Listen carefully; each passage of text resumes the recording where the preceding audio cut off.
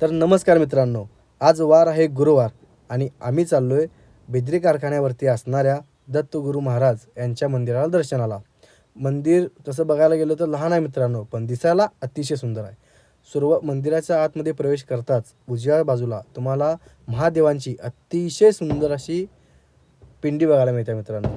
तिथून जरा पुढे आलं की ह्या दरवाजाला कुलूप आहे, आतमध्ये आपण जाऊ शकत नाही. पण तुम्ही दर्शन घ्या मित्रांनो, दत्तगुरू महाराजांची अतिशय सुंदर आणि देखणी मूर्ती तुम्हाला बघायला मिळते.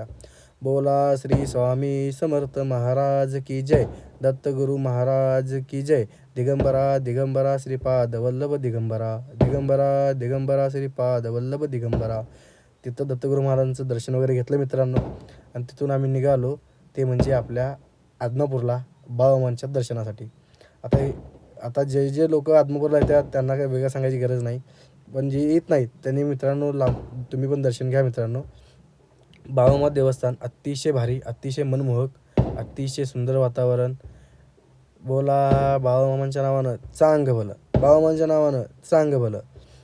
आम्ही इथं पोचलो. आज गुरुवार आहे मित्रांनो, तरी देखील आज गर्दी बघू शकता तुम्ही मित्रांनो. हेच बाहेरून दर्शन आहे. उजव्या साईडला आतून रांगेला पण भरपूर गर्दी वगैरे होती मित्रांनो. तर मिसेस म्हटली इथे एखादा फोटो किंवा व्हिडिओ व्हायला लागतो. म्हटले ठीक आहे चला. त्यासोबत एक व्हिडिओ तिथं छोटासा काढला मित्रांनो.